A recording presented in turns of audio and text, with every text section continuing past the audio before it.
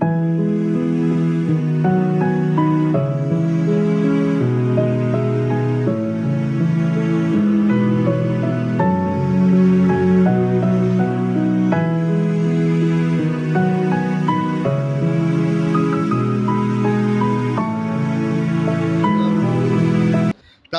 దివ్య ప్రేమ వాగ్దానంబులు గ్రంథ వాగ్దానంబులన్నీ నావి.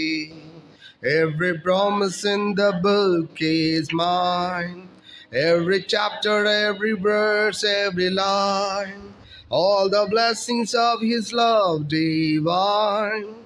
Every promise in the book is mine. That just good. ఆరాధన చేసేటప్పుడు మిగతా వాళ్ళందరూ కూడా స్పర్శ కలిగి ఉండాలి. ఎవరి పని వాళ్ళు చేసుకుంటారులే అనుకుంటే కనుక అది ఉద్యమం అవ్వదు మన మధ్యలో. అప్పుడు ఏం చేయాలంటే నా అంతా నేను ఇంటికాడ చేసుకుంటా అనే మాట వచ్చింది యాక్చువల్గా కదా. అది కానీ ఖచ్చితంగా ఎప్పటికీ కరెక్ట్ కాదు. అది ఏం జరిగిద్ది? అది నీలో ఏ తప్పులు కనపడవు. నీ దేవుడు ఎంత పెద్దోడో నీకు అర్థం కాడు. ఎంతసేపు నీ గురించి నువ్వే చూసుకుంటావు. సమాజంలోకి వచ్చినప్పుడు మనకు అర్థమయ్యేది ఏంటంటే మన దేవుడు ఎంత పెద్దోడో మనకు అర్థమవుతుంది. నేను ఒకసారి క్యాలింపాంగ్ వెళ్ళేది ఇప్పుడు అక్కడ ఏదో పెద్ద మీటింగ్ జరుగుతాయని ఫస్ట్ టైం వెళ్ళినప్పుడు, ఎప్పుడైతే ఆ యొక్క కొండ దిగామో, కొండ మీదకి ఎక్కి మా క్యాలింపాంగ్ కొండకి చేరుకున్నామో, వెంటనే అక్కడ ఉన్న వాళ్ళు అందరూ వచ్చి మా బ్యాగులు తీసుకుని వాళ్ళు మోసుకెళ్తున్నారు ఎక్కడికి, మందిరం దగ్గరికి, ఎల్షద్దాయి దగ్గరికి. నాకు వాళ్ళ బ్యాగులు తీసుకోగానే నా కళ్ళ ముందు నీళ్ళు బలబడ వచ్చేసి. ఎందుకంటే ఎంతసేపు నేను వీటి గురించి ఆలోచన చేస్తాను. ఈ కొండలు గుట్టలు ఇవన్నీ ప్రభువా నువ్వు అట్ట చేసావా ఎక్కడ కూడా ఉన్నారా నీ ప్రజలు, ఇట్లా ప్రజలు ఉండడం కాదు, నన్ను నమ్ముకున్న వాళ్ళు వాళ్ళు నీకంటే శక్తివంతులు అని చూపించారు. యాక్చువల్గా నాకు వెంటనే వాళ్ళు చూపించిన బ్రహ్మను చూసినప్పుడు, నువ్వు ఎంత పెద్దోడువా నాకు అర్థమైన విషయం ఏంటి, నువ్వు ఎంత పెద్దోడువా.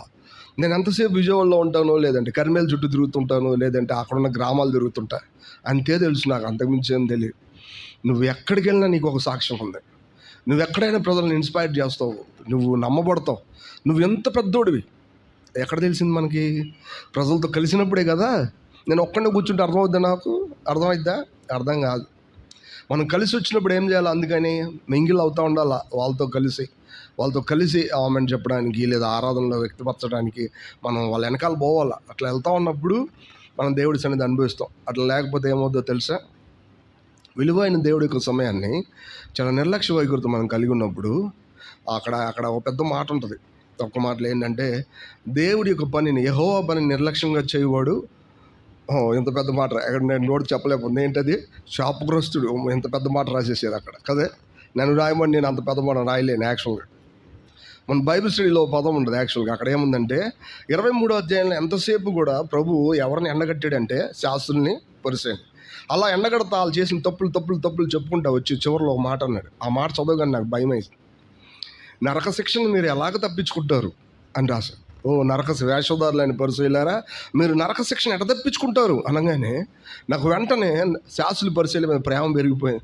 దీనికి ఇంత నరశిక్ష వేయాలా ప్రభువా మీకు అని చెప్పి నాకు అనిపించింది. యాక్చువల్ అక్కడికున్న ఎక్స్ప్రెషన్ ఏంటో తెలిసే, నేను వేయడం కాదు, వీళ్ళే తప్పించుకోలేరు. ఇక్కడ విషయం ఏంటంటే, నేను ఎన్నిసార్లు యెరూషలేమా కోడి తన పిల్లలను రెక్కల కింద దాచిపెట్టినట్టు నేను ఏం చేశాను, ఎన్నిసార్లు మీకు ఛాన్సెస్ ఇచ్చినా, బట్ మీరే నా దగ్గర నుంచి వెళ్ళిపోయి ఏం చేస్తున్నారు తెలుసా? నరక శిక్షని మీద వేసుకుంటున్నారు. నా పదం నాకు బాధ కలిగించింది. నీ ప్రజలే కాదు ప్రభు, ఎంతైనా నీ నామాన్ని కదా పట్టుకొని తిరుగుతారు, మీరు ఎందుకు ఇంత నరక శిక్ష అంటే, అక్కడ చెప్పబడిన ఆ పదం ఏంటంటే, నేను వాళ్ళకి వేయడం కాదు, వాళ్ళే దాన్ని ఏం చేస్తున్నారు, కోరుకుంటున్నారు. ఎట్లా? వాళ్ళ మధ్యలో చేయబడినటువంటి విషయాలని సరిగా అర్థం చేసుకోకపోవడం మూలాన. మన జీవితంలో కూడా ఈ రోజుల్లో ఇలాంటివి జరుగుతాయి. కళ్ళ ముందు దేవుడు ప్రకటించబడుతున్న వాక్యం, జీవం కలిగిన వాక్యం, స్థిరమైన వాక్యం, నిశ్చలమైన వాక్యం ప్రకటించబడుతున్నప్పటికీ కూడా అందులో ఉన్నటువంటి రియాలిటీని అనుభవించకపోతే మనల్ని కూడా దేవుడు ఒకరోజు ఏమంటాడు తెలిసే, ఎన్నిసార్లు నీకు నువ్వెప్పుడు బోధించావు అని చెప్పే లోపలే అవన్నీ మనకి ఎవిడెన్స్ రూపంలో చూపిస్తాడు ఆయన. ఇగో పలానా చెప్పాడు, పలానా. మనం చెప్పలేం, నువ్వు నాకు చెప్పలేదు అని మనం చెప్పలేం. కాబట్టి గుర్తుపెట్టుకోవాలి, మన కళ్ళ ముందు దైవికమైన పనిని సమిష్టిగా దేవుడు చేసేటప్పుడు దాంతో కలిసి పోవడానికి మనం అప్పచెప్పుకోవాలి. ఈ గమనించండి, మానవుడు వ్యక్తిగతంగా బతకడానికి ఇష్టపడతాడు. ఎప్పుడైతే అలా ఇష్టపడ్డాడో వెంటనే కూడా వస్తాడు. ఎవడు తెలిసిన వాడు వస్తాడు. వాడు చాలా సింపుల్గా పాడు చేస్తాడు. అవ్వ దగ్గర ఆదాము ఉంటే ఎలా ఉండేదో మరి వాస్తవానికి అప్పుడు వాడితో మాట్లాడేటప్పుడు. కానీ అవ్వ దగ్గర ఆదాము లేడు. కానీ దాన్ని డెవలప్ చేసిన వాళ్ళు ఎట్ట చేశారు తెలిసే? ఎప్పుడైతే ఆదాము అవ్వ పండు తిందో, తినగానే అవ్వ వెంటనే తన జ్ఞాన నేత్రాలు తెరవబడిపోయింది, మంచి చెడులు. దాన్ని ఇప్పుడు తెలివిగా తీసుకొచ్చి ఎవరికి ఇచ్చిద్ది? ఆదాముకి ఇస్తారు. ఆదాము చూడగానే ఇది డిజొబీడియన్స్ కదా, అవిధేయత కదా అనగానే వెంటనే అవ్వ ఏమంటే తెలుసా? డిజొబీడియన్స్, అవిధేయత లేదు పక్కన పెట్టు, నేనంటే నీకు ఇష్టమైతే ఇది తిను అంటది యాక్చువల్గా. అప్పుడు వెంటనే ఆదాము ఏం చేస్తాడు? అందుకని యోబు ఏమన్నా తెలుసా? ఆదాము తన పాపాన్ని తన రొమ్మును దాచుకున్నట్టు నేను అలా దాచుకోలేదు. రొమ్ము అంటే ఇక్కడ అర్థం ఏంటంటే ప్రేమ అని అర్థం. ఆదాము తన ప్రేమను ఎక్కడ దాచిపెట్టాడు? ప్రేమని ఎవరి మీద ప్రేమను దాచిపెట్టాడు? అవ్వ మీద ఉన్న ప్రేమను దాచిపెట్టాడు. నిజానికి జరిగేది అదే. ఇప్పటికే జ్ఞానవంతురాలు, ఇప్పటికే జ్ఞానం ఎక్కువైపోయా, మళ్ళీ ఇప్పుడు వెంటనే ఆదామును పట్టుకోవడం పెద్ద కష్టం అవ్వలానికి. కానీ ఆదాముకు తెలుసు, కానీ ఎక్కడ పడ్డాడు? మానవ ప్రేమలో పడిపోయాడు యాక్చువల్గా. గమనించిన విషయం అంతా ఒకటే. అందుకని యోబు అన్నాడు, ఆదాము చేసిన నేను తప్పు చేయట్లేదు అయ్యా అని చెప్పడానికి కావాల్సిన ప్రయత్నం చేసి. ఇక్కడంతా జరిగింది ఏంటంటే సమిష్టిగా లేకపోవడం అనేది చాలా పెద్ద నష్టానికి దారి తీసిద్ది అనేది ఇక్కడ చెప్పబడుతున్న విషయం. అందుకని వ్యక్తిగతంగా ఉండడానికి మనం భయపడాల. కానీ మనుషులు వ్యక్తిగతంగా ఉండడానికి ఇష్టపడతా ఉంటాడు. నేనంటే ఏంటో తెలుసా అని చెప్పుకోవడానికి ఎక్కువగా ఇష్టపడతా ఉంటాడు. అలా ఉంది అంటే ఆల్రెడీ వాళ్ళు ఎవరు పని చేస్తున్నారు తెలుసా? తెలియకుండానే సాటన్ ఈజ్ వర్కింగ్ అవుట్. వాడు పని చేస్తున్నాడు, అది దాని అర్థం, గుర్తుపెట్టుకోవాలి. సో మనం వచనాన్ని చూద్దాం, చదివి మనం బలలో పాలు పొంది. 1 కొరింథీయులు 15వ అధ్యాయం. ఎక్కువసేపు మాట్లాడడానికి ఏం లేదు, చాలా సున్నితంగా త్వరలోనే మేము ముగించడానికి ప్రయత్నం చేస్తాం. 1 కొరింథీయులు 15వ అధ్యాయం 58వ వచనాన్ని మనం అందరం కలిసి, 57, 58 వచనాలు మనం అందరం కలిసి చదువుదాం. 57, 58 వచనాలు మనం అందరం కలిసి చదువుదాం. అయినను 1 కొరింథీ 15, 57, 58 వచనాలు మనం అందరం కలిసి చదువుదాం. రైట్. అయినను మన ప్రభు అయిన యేసుక్రీస్తు మూలంగా మనకు జయం అనుగ్రహించున్న దేవునికి స్తోత్రం కలుగును గాక. కాగా నా ప్రియ సహోదరులారా, మీ ప్రయాసము ప్రభువునందు వ్యర్థం కాదని ఎరిగి స్థిరులను కదలని వారును ప్రభు కార్యాభివృద్ధి ఎప్పటికీ ఆసక్తులనే ఉండుడి. నిజానికి ఈ వాక్యం అపోస్తలుడు పౌలు కొరింథీయులకు రాస్తవచ్చు. దానికి ఒక ప్రత్యేకమైన కారణం ఉంది. కానీ కారణానికి ముందు చదవబడిన లేఖనాన్ని మనం కొంచెం ఆలోచన చేద్దాం. ఆయన ఏం చెప్తున్నారంటే, అయినను అని చెప్పినప్పుడు అక్కడ చాలా దానిపైన ఉన్నటువంటి ఆ చాప్టర్ మొత్తంలో చాలా భిన్నమైన విషయాలు ఉన్నాయి. ఆ విషయాలు అట్లా ఉన్నప్పటికీ కూడా ఆయనను మన ప్రభువైన యేసుక్రీస్తు మూలంగా మనకు జయం అనుగ్రహించిన దేవునికి స్తోత్రం కలుగును గాక. కాగా నా ప్రియ సహోదరులారా, మీ ప్రయాసం ప్రభువునందు వ్యర్థం కాదని ఎరిగి స్థిరులను కదలని వారును ప్రభు కార్యాభివృద్ధి ఎప్పటికీ ఆసక్తులనే ఉండండి. మీ ప్రయాస ప్రభువునందు వ్యర్థము కాదు. ఎందుకని అట్లా వ్యర్థం అవుతుంది అని అనుకున్నారు యాక్చువల్గా? ఎందుకంటే మనుషులు వీళ్ళని నమ్మట్లా, అందుకని చెప్పి వీళ్ళకి ఎంత చేసినా వేస్టే అని అనుకుంటున్నారు. అది కాదు ఇక్కడ ఉన్న ఎక్స్ప్రెషన్. చాలాసార్లు మనం అట్లా అనుకుంటాం. మనం ఏదైతే మంచి పని చేసినప్పుడు మనుషుల చేత అప్రిషియేట్ చేయబడకపోతే వెంటనే దాన్ని వెనక్కి లాక్కొని ఏమవుతుంది తెలుసా? మనుషులకి అది అర్థం కానప్పుడు మనం వాళ్ళ దగ్గర అట్లా ఉండాల్సిన అవసరం లేదు అని చెప్తూ ఉంటాం. కానీ ఇక్కడ పౌలు అది చెప్పట్లా. ఏం చెప్తున్నారు తెలుసా? మీరు ప్రభువు కార్యాభివృద్ధి నందు మీ ప్రయాసం వ్యర్థం కాదని అరిగి క్రీస్తునందు మీరు కదలని వారిని స్థిరులై ఉండండి. అంటే మనుషులు అప్రిషియేట్ చేసినా అప్రిషియేట్ చేయకపోయినా, ఆ మనుషులు లేదా అభిమానించినా లేదా ఇష్టపడకపోయినా మీరు ఎవరి ముందు చేస్తున్నారు? ప్రతి పని దేవుడి ముందు చేస్తున్నారు. ఆయన మీకు అన్యాయం చేయడు, ఆ విషయం మనకు తెలుసు. మీరు రహస్యంగా చేసే పాపం విషయంలో ఒప్పుకుంటే రహస్యం ముందు చూస్తున్న దేవుడు మిమ్మల్ని క్షమించట్లేదా? చేస్తున్నాడు. అట్లాంటప్పుడు మీరు మరి మనుషుల ముందు చేయబడే ఆయన కోసం ఆ పనిని ఆయన చూడ్డా ఖచ్చితంగా చేస్తాడు. బహిరంగంగా మనం చేసే దేవుడి విషయంలో దేవుడి పనిని ఖచ్చితంగా చూస్తాడు ఆయన. సో అందుకని మీరు మనుషుల విషయంలో చేయబడినటువంటి అప్రిషియేషన్ దొరకకపోతే మీరు వెంటనే బాధపడాల్సిన అవసరం లేదు. మీరు కదలని వారిని స్థిరులై ఉండండి అని చెప్పడానికి కారణం ఏంటంటే, మనలాగా మనుషుల ముందు జరగబడే విషయాలు అని కాదు. ఇక్కడ విషయం అంతా ఒకటే. దేని గురించి సంభాషణ అంతా నడుస్తుందంటే, కొరింథీయుల దగ్గరికి కొంతమంది వచ్చారు. వీళ్ళు ఎవరంటే సద్దుకాయలు లాంటి వాళ్ళు అనమాట. సద్దుకాయలకు ఉన్నటువంటి స్వభావం ఏంటంటే, వీరు దేన్ని నమ్మరంటే పునరుద్ధానాన్ని నమ్మరు. యాక్చువల్గా పునరుద్ధానం అంటే ఏంటి? మనుషులు తిరిగి లెగుస్తారు తర్వాత, లేదా యేసుక్రీస్తు తిరిగి లేచాడు అనే పదాన్ని నమ్మరు వీళ్ళు. యాక్చువల్గా వీళ్ళు ఎవరు? యూదుల్లో ఒక జాతే. మీరు గమనించండి. ఇట్లాంటి బోధలు వచ్చాయి. ఇట్లాంటి బోధలు ఉన్నాయి. మీరు గమనించండి. వీళ్ళందరి గురించి కొరింథీయుల దగ్గర పెద్ద క్లాష్ వచ్చింది. వీళ్ళు ఎవరంటే పునరుద్ధానం గురించి మాట్లాడడం ఏంటి? ఎట్లా లెగుస్తారు అసలు? చచ్చిపోయిన వాళ్ళు ఎట్లా లెగుస్తారు? అసలు ఏ రకంగా లెగుస్తారు? లాజిక్ లేవా? గమనించండి, యేసుప్రభు గురించి రాయబడింది, చెప్పారు కొంతమంది. ఏంటో తెలుసా? ఆత్మ మనుషులకి కనపడదు. మరి యేసుప్రభు తిరిగి లేచిన తర్వాత ఒక ఆత్మ అని చెప్తారు, కానీ ఆయన ఏం చేశాడు? మనుషులకి కనపడ్డాడు. ఆత్మ ఏమి తినదు అని చెప్తారు యాక్చువల్గా, కానీ యేసుప్రభు తిరిగి లేచిన తర్వాత ఆయన ఏం చేశాడు? చేపలు తిన్నాడు వాళ్ళ కళ్ళ ముందే. యాక్చువల్గా ఆత్మను మనం భౌతికంగా టచ్ చేయలేం అని చెప్తారు యాక్చువల్గా, కానీ వాస్తవానికి ప్రభువైన యేసుక్రీస్తుని ముట్టుకొని ఏం చేశారు? వాళ్ళు చూశారు, తాకి చూశారు.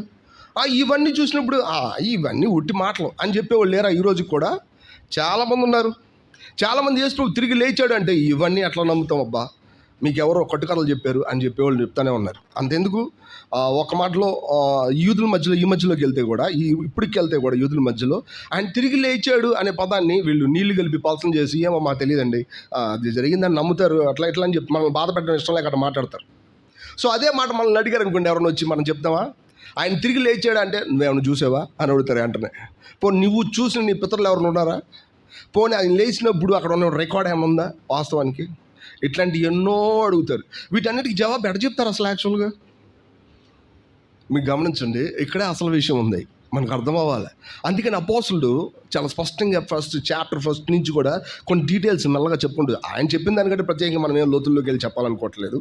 సో ఆయన చెప్పిందే మనం కొంచెం ఆలోచన చేద్దాం అంతే. అపోస్తులుడు ఏం చెప్పాడు చూడండి, 15 అధ్యాయం 1వ వచనం గురించి మాట్లాడు.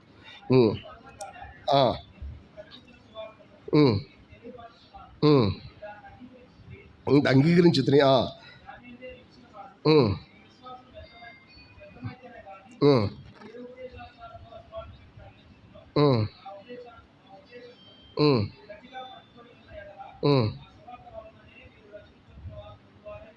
మీరు గమనించండి సహోదరులారా, నేను మీకు ప్రకటించిన సువార్తనే మళ్ళా మీకు తెలియజేస్తున్నా. నేను మీకు ప్రకటించిన దాన్నే ఏం చేస్తున్నాడు ఆయన? మళ్ళా దాన్ని విశదంగా ఎక్స్ప్లెయిన్ చేస్తున్నాడు. మనం దేవుడిని నమ్ముకున్నాం, కానీ చర్చ్ లైఫ్లో దేవుడిని నమ్ముకున్నాం అనేది విడదీసి చూడాలా మనం, లేకపోతే ఏమవుతుందో తెలుసా? ఖచ్చితంగా దాన్ని గురించి లోతైన గ్రహం మనకు అర్థం కాదు. అపోస్తులు ఏం చెప్తున్నారు తెలుసా? మీ విశ్వాసం వ్యర్థమైతేనే కానీ మేం చెప్పిన దాన్ని గట్టిగా పట్టుకుంటారు, అప్పుడు దానివల్ల మీరేం పొందుతారు? రక్షణ పొందుతారు. యాక్చువల్గా మీ విశ్వాసం వ్యర్థమైతే అంటే దాని అర్థం ఏంటి? మీకు తెలిసిన మీ జ్ఞానం వల్ల కలిగినటువంటి మీ బలం, ఒక మాటలో మీరు లాజిక్లు పక్కన పెట్టి ఆలోచిస్తారు కదా, లేదా అనుభవాన్ని లేదా రక్త సంబంధాన్ని చుట్టూ ఇంతకుముందు పెద్ద వాళ్ళు ఉంటారు కదా, వాళ్ళందరి జీవితాలు ఏం చూసారో వాటన్నిటిని మనం గ్యాదర్ చేసి వాళ్ళు అట్ట చేశారు వీళ్ళు ఎట్ట చేశారు కాబట్టి వీటన్ని గ్యాదర్ చేసి ఈరోజు అది ఎంతవరకు నిజమో పక్కన పెడితే దాన్ని మనం గట్టిగా నమ్ముతుంటాం. అట్లా నమ్ముతా మీరు ముందుకు పోయారంటే మీరు ఏం అర్థం చేసుకోలేరు తెలుసా? నేను ఏదైతే ప్రకటించానో దానిలో ఉన్నటువంటి అసలైన బలాన్ని మీరు అనుభవించలేరు. అది పౌలు చెప్తుంది. మీ విశ్వాసం వ్యర్థమైపోవాలా, అటు తర్వాత నేను చెప్పిన దాన్ని గట్టిగా పట్టుకోవాలా, అప్పుడు మీరు ఏమవుతారు తెలుసా? రక్షణ పొందుతారు. ఇక్కడ చెప్పబడిన రక్షణ అనే పదానికి అర్థం ఏంటంటే, ఇది ఎలాంటిదంటే ప్రభు మిమ్మల్ని విమోచించాడు అని మీకు వచ్చిన గ్రహింపు కాదు, గ్రహింపు మాత్రమే కాదు, అనుభవంలో ఎలా ఈ లోకం నుంచి మనం సపరేట్ చేయబడతామో దాన్ని చూడటం. ఒక్క మాటలో అనుభవంలో దేవుడు ఎలాగా ఈ లోకానికి జడ్జిమెంట్ ఇచ్చేటప్పుడు మనల్ని మాత్రమే సపరేట్ చేసి ఆ జడ్జిమెంట్ మన మీద పడకుండా ఉంచుతాడు, దాని యొక్క అనుభవాన్ని అపోస్తలుడు పౌలు చెప్తున్నాడు. మనం చాలాసార్లు దేవుడి యొక్క లేఖనాన్ని ఆబ్జెక్టివ్ సెన్స్లో, అంటే జరిగిద్ది లేదంటే ఎదురు చూడాలి అనే దాంట్లో చూస్తాం, కానీ వాస్తవానికి బైబిల్ అంత మాత్రమే చెప్పబడదు. నువ్వు దేన్నైతే ఎదురు చూస్తున్నావు దాన్ని ఇక్కడ నువ్వు అనుభవిస్తావు అనే విషయాన్ని ఎత్తి చెప్పబడటం అనేది బైబిల్లో ఉన్నటువంటి ఒక చక్కటి సుగుణం. అది మనకు అర్థం అవ్వాలి. అపోస్తలుడు పౌలు దాని గురించి అది చెప్తున్నాడు. అంతేకాదు దాని కింద ఏం రాయబడిందంటే, అన్నీ చదివించలేను నేను, ఆయన యొక్క రిజరక్షన్ లైఫ్ గురించి మాట్లాడుతున్నాడు. ఆయన లేచిన తర్వాత అనేకులు కనబడ్డాడు, శిష్యులు కూడా చాలామంది కనపడ్డారు. ఆ కాలం మంది పుట్టిన నాకు కూడా ఏం చేశాడు? ఆయన నాకు కూడా కనపడ్డాడు. చూడండి ఆ పదం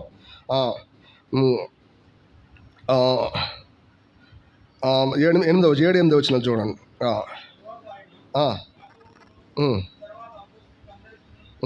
కనపడ్డాడు.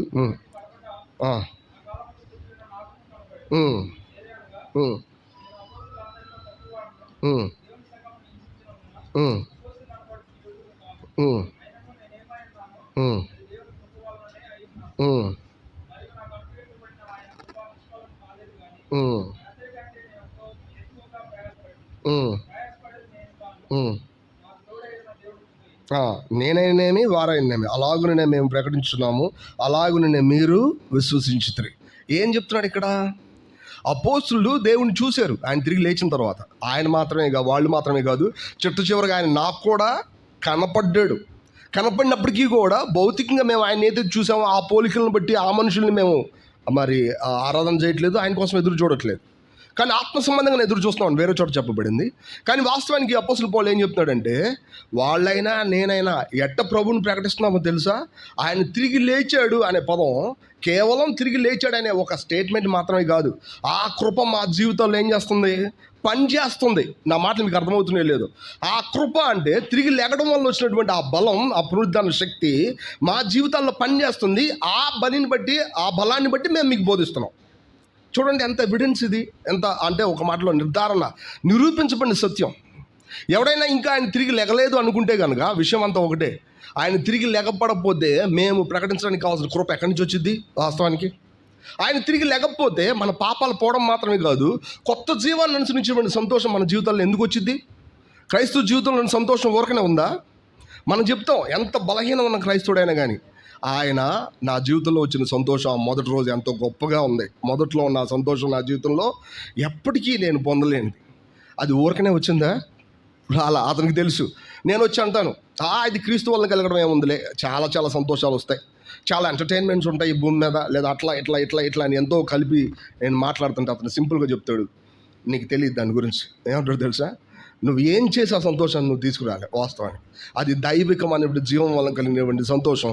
అది నా జీవితంలో తాకినప్పుడు నేను చూసా. అందులో ఏమి కలపలేను, అందులోంచి ఏమి తీసేయలేను. ఇది ఎందుకు వచ్చిందో తెలుసా?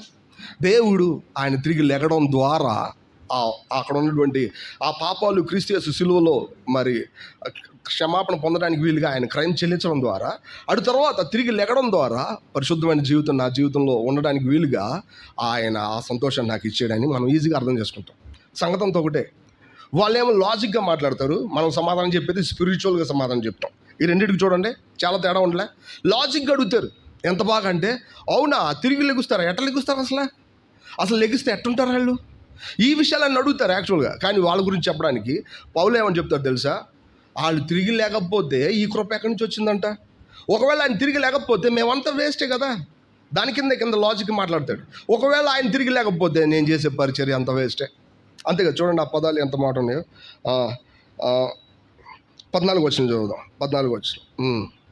మరియు క్రీస్తు లేపబడి ఉండని ఎడల మేము చేయు ప్రకటన వ్యర్థమే, మీ విశ్వాసము వ్యర్థమే.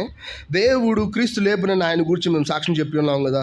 మృతులు లేపబడని ఎడల దేవుడు ఆయన లేపలేదు కనుక మేమును దేవుని విషయమే అబద్ధపు సాక్ష్యంగా అగబడుచున్నాం. మృతులు లేపబడిన ఎడల క్రీస్తు కూడా లేపబడలేదు. క్రీస్తు లేపబడని ఎడల మీ విశ్వాసం వ్యర్థమే, మీరు ఇంకనూ మీ పాపాల్లోనే ఉన్నారు. మీరు గమనించారా? అపోస్తలుడు ఏం చెప్తున్నాడు? ఒకవేళ క్రీస్తు లేపబడకపోతే మీ విశ్వాసం వ్యర్థం. అంతకంటే గొప్ప విషయం ఏంటంటే, మేము ఆయన్ని ప్రకటిస్తున్నాం కదా, మేము కూడా ఏమవుతాం తెలుసా? అబద్ధికులం అయిపోతాం. ఒక మాటలు అంతేకాదు, అక్కడ పెద్ద మాట అండి, మీరు మీ పాపాల్లోనే ఉన్నారు. నిజమేనా? కొరింథీయులకి ఇట్లా అడుగుతాడు. ఒకవేళ మనల్ని అడుగుతాడు పౌలు, నిజమేనా మీరు మీ పాపాల్లోనే ఉన్నారా? బలహీనతలు చాలా ఉండొచ్చు, కానీ ఖచ్చితంగా మీరు మీ పాపాల్లో లేరు కదా. ఈ రోజుకి మీరు చేసే పొరపాటు వెనకాల దానికి ఉన్న పేరేంటో తెలుసా? వీక్నెస్. అంతేగాని ఉద్దేశపూర్వకంగా పాపం చేసి సంతోషపడుతున్నారా? ఏ ఒక్క క్రైస్తవుడు నిజంగా పాపం చేసి ఆ పాపంలో సంతోషంగా ఉండలేడు అతను. ఎందుకో తెలుసా? అతడు దేవుడి బిడ్డ ఒక మాటలో. అందుకనే దేవుడి వలన జన్మించిన వాళ్ళ పాపం కొంచెం కూడా ఉండదు అనే స్టేట్మెంట్ రాయబడింది. ఎక్కడ? 1 యోహాను పత్రికలో చివరి చాప్టర్లో రాయబడింది. దేవుడి వలన జన్మించిన వాళ్ళలో పాపం అనేది కొంచెం కూడా ఉండదు. ఆ పదానికి అర్థం చెప్పడం చాలా కష్టమైంది చాలామందికి. నిజానికి తమ ఆత్మలో కపటం లేనివాడు ధన్యుడు, యెహోవా చేత నిర్దోషి అని ఎంచబడినవాడు ధన్యుడు.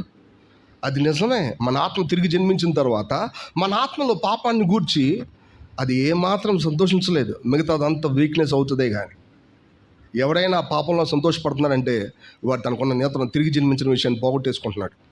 ఇది గుర్తుపెట్టుకోవాలి. వాడు పూర్తిగా సాతానుతో చేతులు కలిపేసుకుంటున్నాడు తెలియకుండా.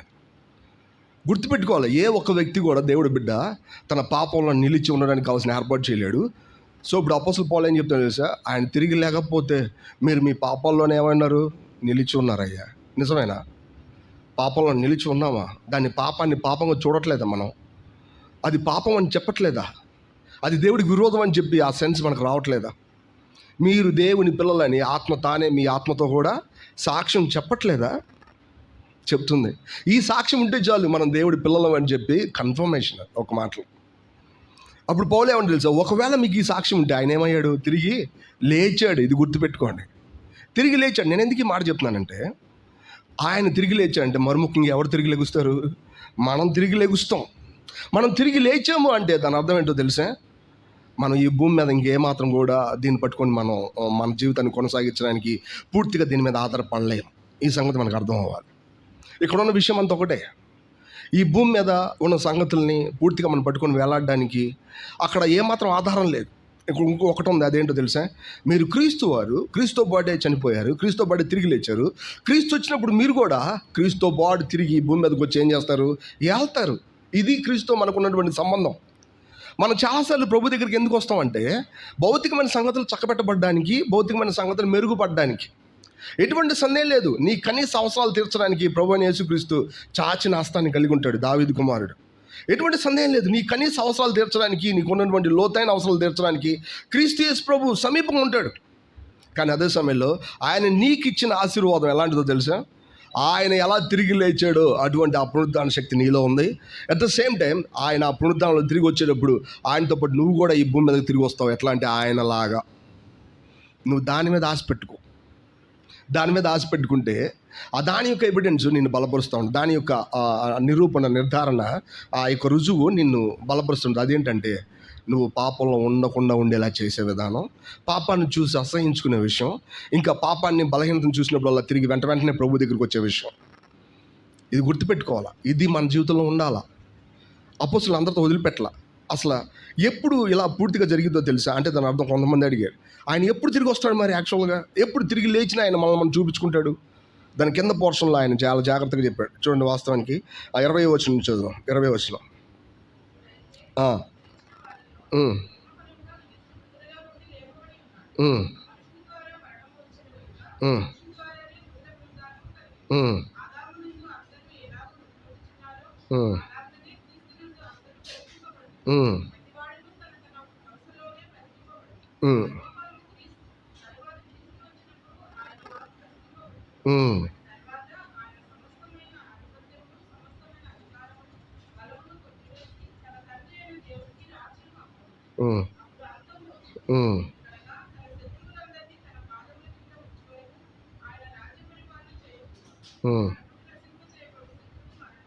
గమనించండి, ఇక్కడ అపోస్తలులు ఏం చెప్తున్నాడు తెలుసా, గ్రాడ్యువల్గా క్రమేణా జరిగే విషయాల గురించి చెప్తున్నాడు కొరింథీయులకి. ఏం చెప్తున్నాడు తెలుసా, నువ్వు తిరిగి లేచిన వాళ్ళు యేసుక్రీస్తు ప్రథమ ఫలంగా ఉన్నాడు. అంటే ఫస్ట్ తిరిగి లేచింది ఆయనే. ఒక మాటలో ఆయనకంటే ముందు ఎంతోమంది చనిపోయి ఉండొచ్చు, బట్ కానీ వాళ్ళందరూ ఇంకా తిరిగి లేగలేదు.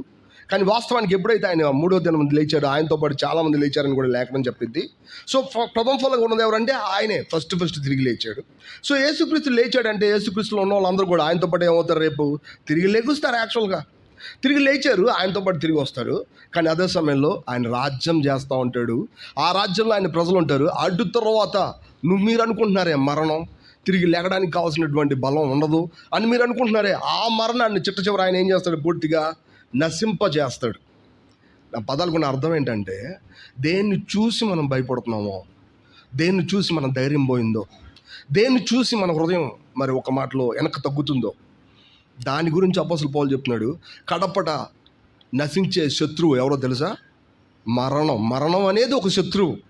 దాన్ని ఆయన ఏం చేస్తాడు తెలుసా, చిట్ట చివరిలో మరణాన్ని తీసుకెళ్ళి మరణంలో పడేస్తాడు, నరకంలో పడేస్తాడు. ఒక మాటలో మరణాన్ని, మృతుల లోకాన్ని తీసుకెళ్ళి ఆయన ఎక్కడ పడేస్తాడు, నరకంలో పడేస్తాడు. ఒక మాటలో దాని అర్థం ఏంటో తెలుసా, మరణం తప్ప ఏది కూడా మనల్ని వెనక్కి తీసుకురాలేదు. మరణంలో ఉన్నటువంటి చాలా విషయాలే మనలో ఉన్న విశ్వాసాన్ని బలహీనపరిచేలా చేస్తాయి యాక్చువల్గా. ఎందుకంటే మన దేహం మర్త్యమైంది. అది ఎప్పుడు కూడా తన ఆరోగ్యాన్ని పోగొట్టుకుంటూ ఉంటుంది. అది ఎప్పుడు కూడా బలహీనపడుతూ ఉంటుంది. ఇక్కడున్న వెదర్కి లేదా ఇక్కడున్న వాతావరణానికి అది స్పందించి తనకున్నటువంటి ఆ జీవాన్ని పోగొట్టుకుంటూ ఉంటుంది. దాన్ని చూసినప్పుడల్లా మరణం మన కళ్ళ ముందు తిరుగుతూ ఉంటుంది. బట్ కాదు, యాక్చువల్గా ఈ మరణం మన ప్రభువైన యేసుక్రీస్తు యొక్క శిలువలో ఏమైంది, ఓడించబడింది. విజయమందు మరణం మింగివేయబడింది. ఈ విషయం అర్థమైందా? చూడండి, ఆ వచనం చదువుదాం ఒక మాటలో. 54 వచనం, 54 వచనం, 54, 55.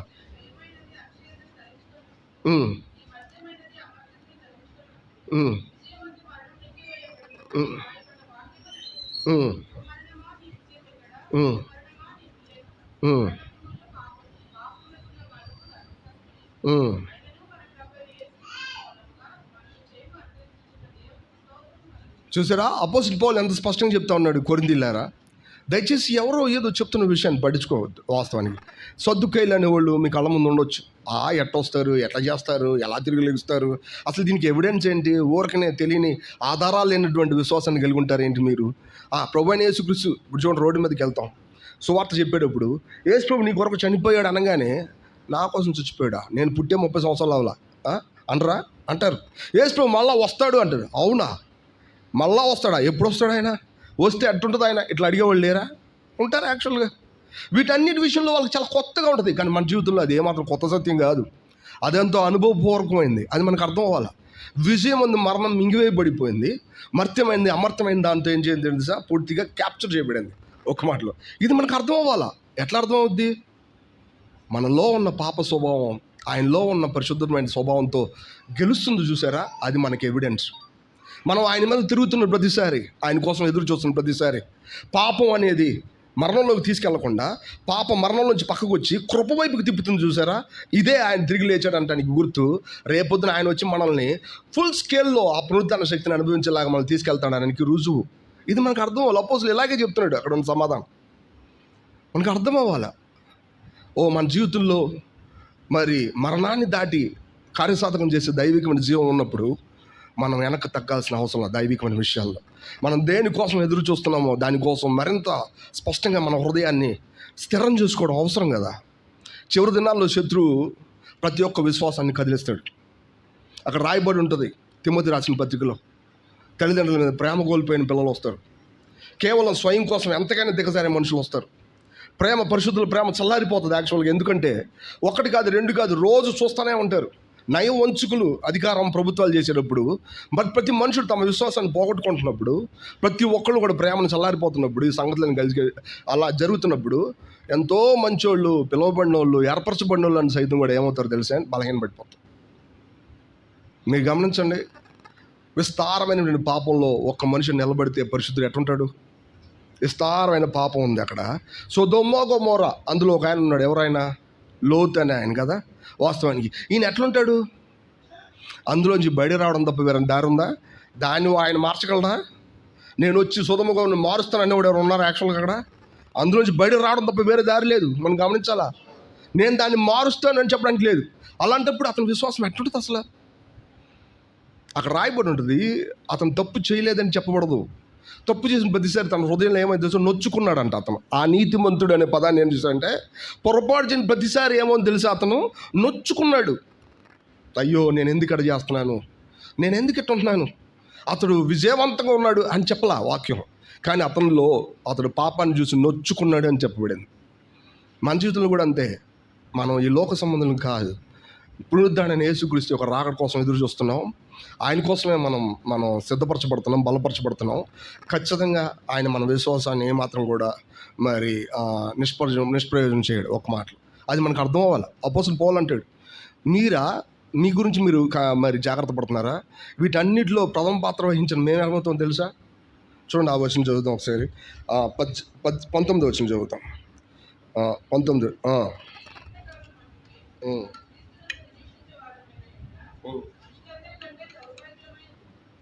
గమనించారా?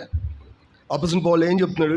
ఈ జీవితకాలం మట్టికే మనం క్రీస్తునందు నిరీక్షించిన వారమని ఎడల మనుషులందరికంటే దౌర్భాగ్యమై ఉంటాం. ఎందుకని? చూడండి, అక్కడ రాసి ఉంటుంది, గమనించండి. 31 వచనం చదువుదాం. 29, 30 నుంచి చదువుదాం. 29 నుంచి చదువుదాం. ఏమి చేతుడు?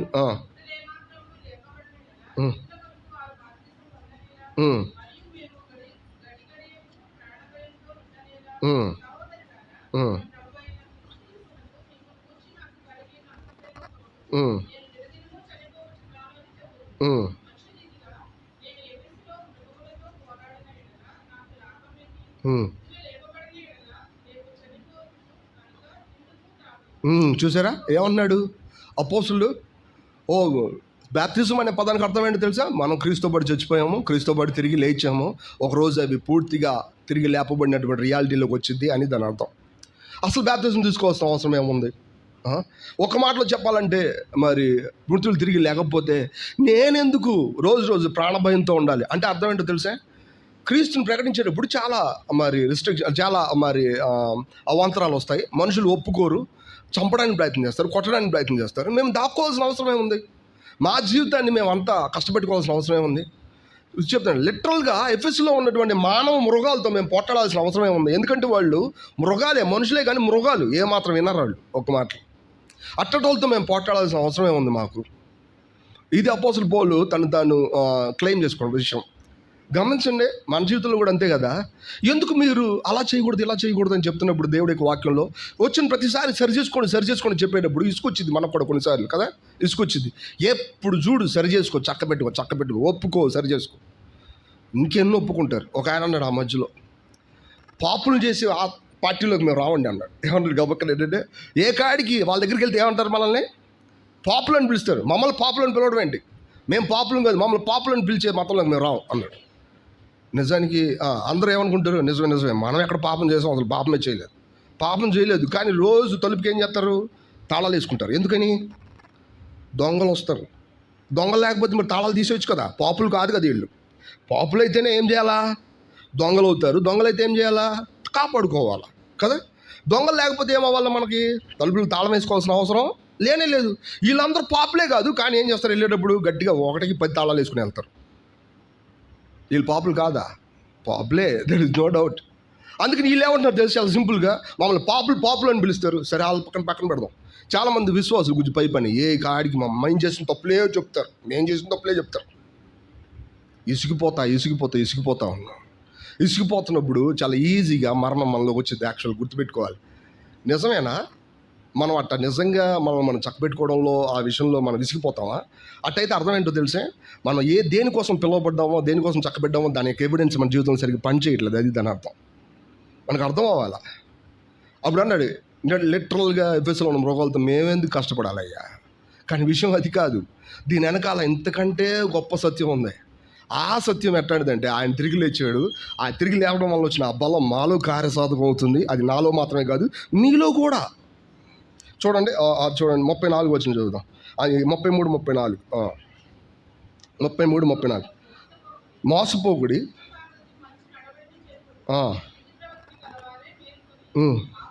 చూసారా? నీతి ప్రవర్తన గలవారే మేలుకొని పాపము చేయకుడి.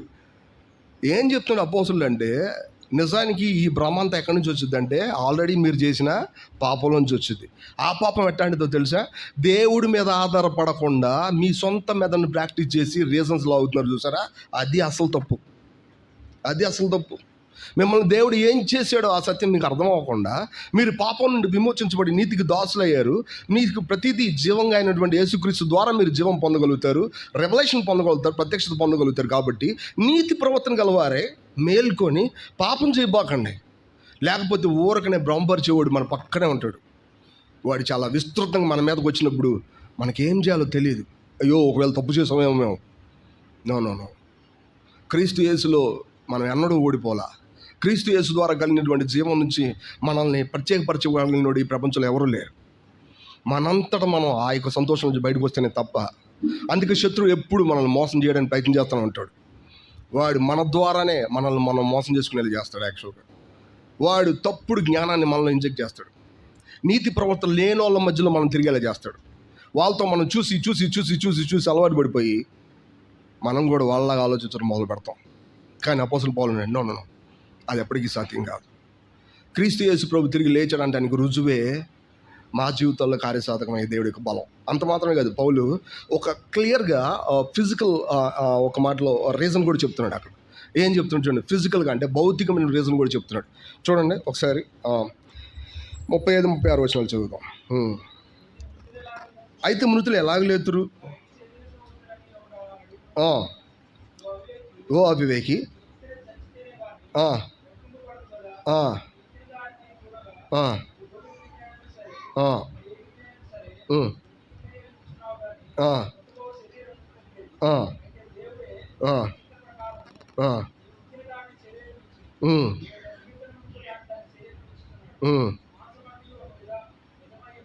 విధమైంది కాదు. చాలండి. ఇక్కడ పౌలు చూడు చెప్తున్నాడు, చాలా క్లియర్గా చెప్తున్నాడు, ఎంత స్పష్టంగా చెప్తున్నాడు.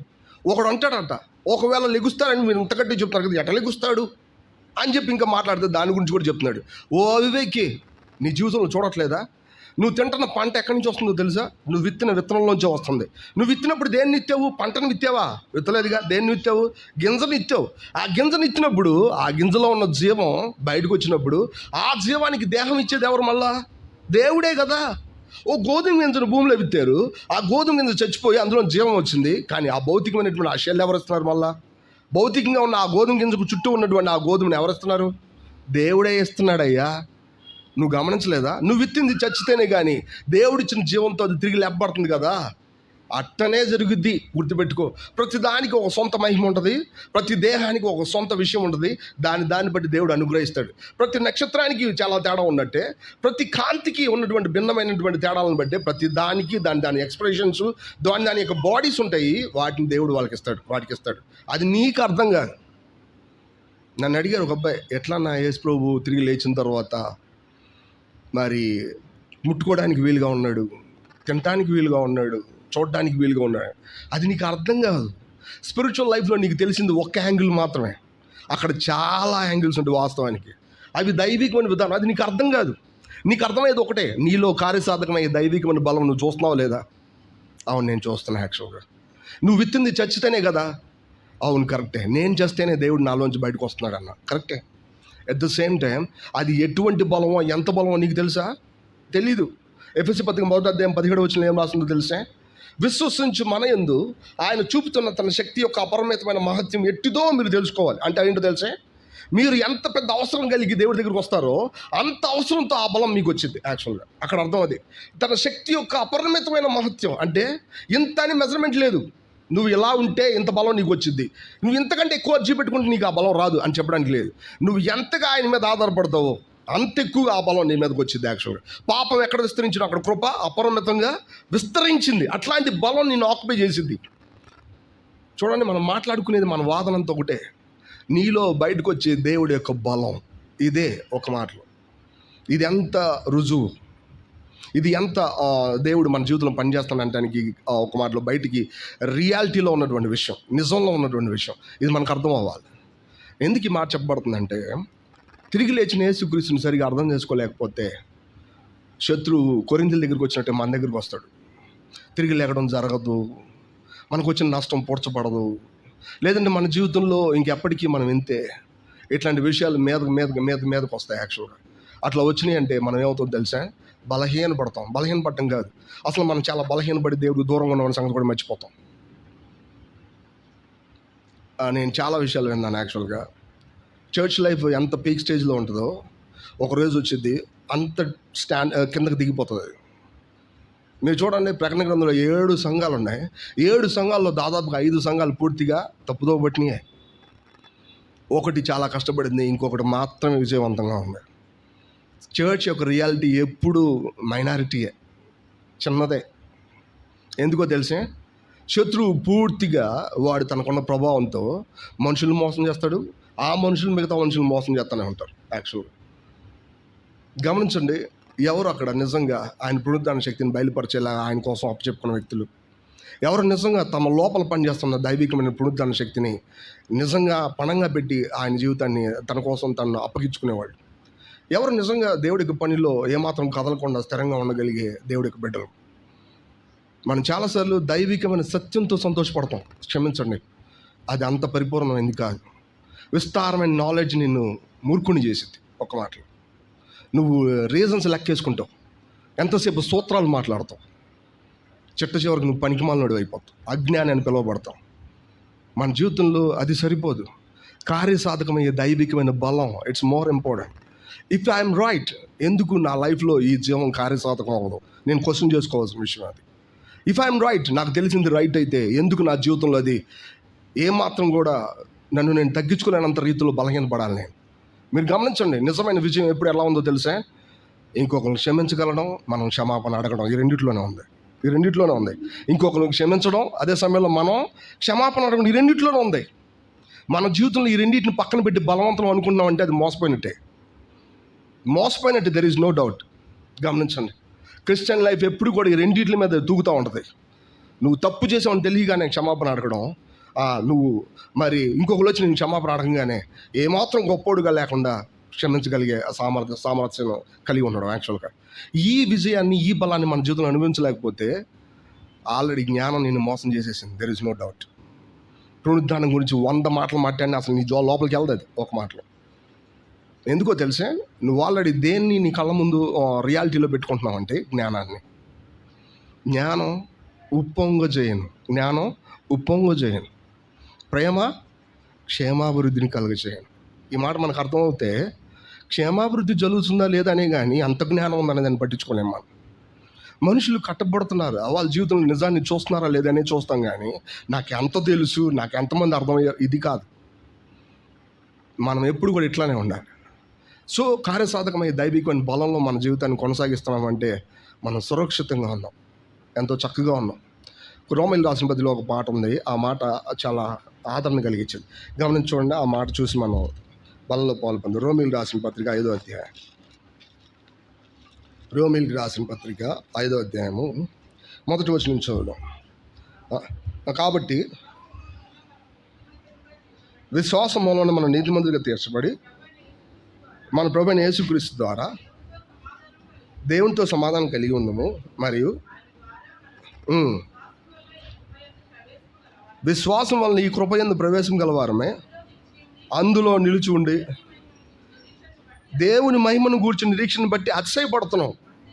అంతేకాదు శ్రమ ఓర్పు పరీక్ష నిరీక్షణను కలగజేయనని ఎరిగి శ్రమల యందును అతిశయపడదాం. ఏంటి పదానికి కొన్ని అర్థమైంది తెలుసా? దయచేసి ఆ పదం వచ్చిన కూడా చదువుదాం. ఎందుకనగా ఈ నిరీక్షణ మనల్ని సిగ్గుపరచదు. ఏంటి పదాలకు ఉన్న అర్థం మీరు గమనించారు ఎప్పుడైనా? ఆయన ఏం చెప్తున్నాడు తెలుసా? మహిమ గల దేవుడు మన కళ్ళ ముందు నుంచి నిరీక్షణ అనేది, ఆ నిరీక్షణ అంటే ఎదురు చూసే దేవుడి యొక్క బలం అంతా కూడా కృప ద్వారా మన జీవితంలో బయటకు వస్తూ ఉంది.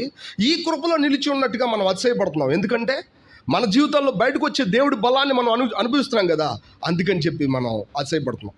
ఉదాహరణకి, నేను పాకెట్లో చేయబడిన ప్రతిసారి నాకు డబ్బులు తగులుతూనే ఉన్నాయి, ఎప్పటికీ అయిపోవట్లేదు. అందుకని చెప్పి నేను మిగతా పాకెట్లో డబ్బులు లేవు, నా బ్యాక్ పాకెట్లోనే డబ్బులు ఉంటున్నాయి ఎప్పుడు కూడా. నేను ఎన్నిసార్లు జేబులో చేపెట్టినా, ఎంత ఖర్చు పెట్టినా డబ్బులు వస్తూనే ఉన్నాయి, అది తగ్గట్లేదు. నేను రోడ్డు మీద డబ్బులే లేకుండా తిరగగలను, ఎందుకంటే నేను చేతిలో చేపెట్టగానే ఏమొస్తాయి నాకు? దీని యందు నాకు అతిశయముడు బలం ఏమాత్రం కూడా నేను బలహీన పడను, అనుమాన పడను. ఈ కృప యందు నిలిచిన వారం అంటే అది కృప. నీ అవసరానికి తగ్గట్టుగా నీ పాకెట్లో చేపట్టగా నీకు డబ్బులు వస్తాయి, పెట్రోల్ కొట్టడానికి డబ్బులు వస్తాయి, అనారోగ్యం వస్తాయి డబ్బులు వస్తాయి, దేనికోసమైనా సరే నీకు కావాల్సినంత డబ్బులు వస్తాయి నీ పాకెట్లో నుంచి.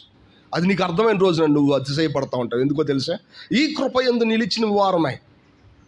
ఎందుకంటే మనం ఎదురు చూసే ఆ నిరీక్షణ మనకు అది కలిగిస్తుంది. నిరీక్షణ అంటే ఎదురు చూసేది, బట్ అదే మన కళ్ళ ముందు తిరుగుతుంది రియల్గా.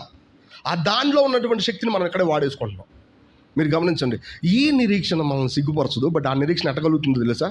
శ్రమ ఓర్పు పరీక్ష గమనించారు. పరీక్ష ఏం కలిగిస్తుంది? నిరీక్షణ కలిగిస్తుందంట. గమనించండి, శ్రమ అంటే ఏంటి? కష్టం. శ్రమ అంటే కష్టం. ఈ కష్టం ఓర్పుని కలిగిస్తూ ఉంది, ఓర్పు నిరీక్షణ కలిగిస్తూ ఉంది. ఈ నిరీక్షణ మనల్ని సిగ్గుపరచదు. ఎంత పెద్ద మాట! మనం చాలాసార్లు మన కళ్ళ ముందు ఉన్నటువంటి ఈ విషయాలను సరిగ్గా అర్థం చేసుకోలేదేమో, నాకు తెలీదు. మన లైఫ్లో కార్యసాధకమయ్యే దైవికమైన బలం ఉంది, దయచేసి నువ్వు దాన్ని వాడండి. ఎవరు నిజంగా దైవికమైన బలాన్ని ఎక్కువ వాడరో తెలిసే? వాళ్ళ మీద వాళ్ళకి బలం ఉంటే వాడరు, అది దాని అర్థం. మీకు దేవుడి బలం లేదని కాదు, సంగతి అంతా ఒకటే. మీరు ఆ బలాన్ని వాడగలిగేలా మిమ్మల్ని మీరు వెనక తగ్గించుకోవట్లేదు, అది దాని అర్థం.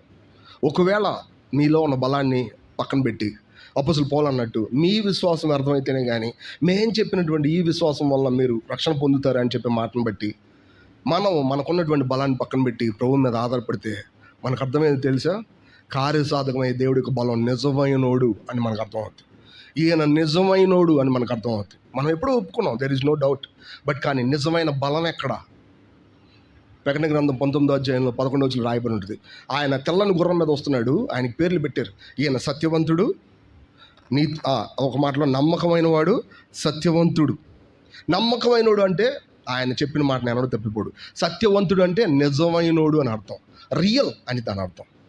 ఇటువంటి నిజమైన వాడు, ఆయన నిజం కాని దాన్ని మన జీవితంలో పెట్టి అనుభవించడానికి ఉపయోగం లేని దాన్ని మన కళ్ళ ముందు పెట్టి, ఇది క్రైస్తవత్వం, నువ్వే పంటిబిగుతో జీవించాలా, కష్టపడినా సరే ఓర్పుగా నమ్మకంగా ఉండాలా, అప్పుడే ఆయన నిన్ను అనుగ్రహిస్తాడు.